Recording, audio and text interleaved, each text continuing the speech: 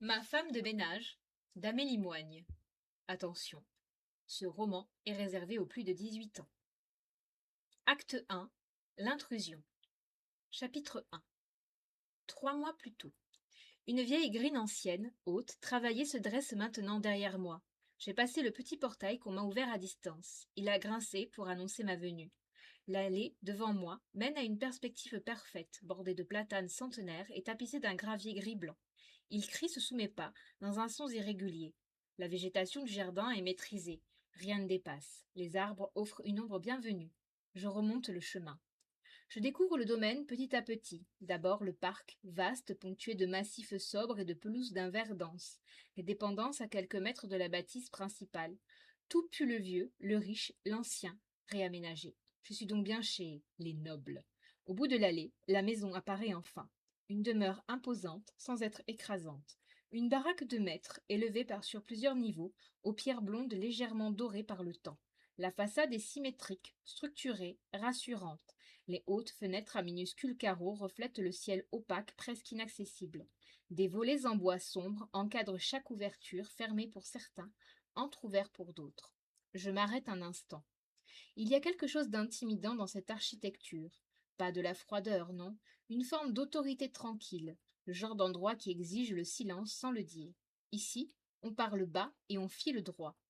Je me sens petite, sans pour autant être broyée, simplement consciente de ma place. Je reprends ma marche. L'escalier en pierre qui mène au perron est large, usé au centre par des décennies de passage. Des générations ont emprunté ce même chemin avant moi. Je pose le pied là où d'autres l'ont appuyé sans y penser, sans mesurer ce que cela représente. La main courante est lisse, polie par le temps. Je la frôle du bout des doigts. L'ambiance est calme. Pas un bruit de ville, pas de circulation, juste le vent dans les feuillages, le chant discret d'un oiseau, quelque part dans le parc, et ce silence particulier des lieux habités par l'argent et la durée. Un mutisme confortable. Vous feriez mieux de vous couvrir un peu. Je sursaute, main sur le cœur. J'étais tellement focus sur mon arrivée que je n'ai pas vu ce type débarquer. Au milieu des marches, je dois avoir l'air conne à contempler l'endroit. Dans mon pull gris, ma tignasse rousse en queue de cheval et mon jean, je ne suis pas raccord avec la maison. Madame n'aime pas les tatouages, me précise le grand brun. Sur lui, une tenue de jardinier, un pantalon de travail ajusté, marqué par l'usage, une chemise claire retroussée aux avant-bras.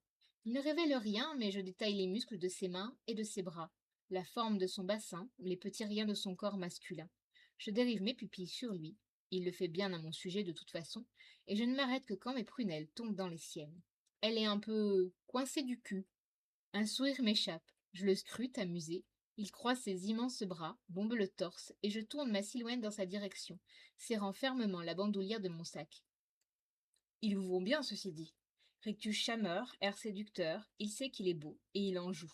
Son mètre 90 est aussi bon que ses coutures. Je ne peux pas m'interdire de le reluquer. Et encore, vous ne les voyez pas tous, blaguai-je à répliquer sans phare. Ce n'est pas mon genre de rougir pour si peu. Ah, faudra se créer une occasion dans ce cas. Peut-être, tout va dépendre si je suis embauchée. Je vais croiser les doigts pour. Un éclaircissement de gorge l'interrompt. L'incartade. Le dragouille s'arrête et je quitte le jardinier pour tomber sur un homme moins épanoui en muscles et aux iris plus vieux. La cinquantaine bien passée, ses cheveux clairs entre châtains et blonds, aussi avec du blanc, comme sa barbe parfaitement taillée. Il s'entretient au vu de son maintien, mais ses airs moins commodes ne m'encouragent pas à faire la maligne. Mademoiselle Vérin, je suppose? Moi-même, affirmai-je avec assurance. Veuillez me suivre. Il se détourne immédiatement et je jette un simple dernier regard au jardinier avant de filer dans la maison.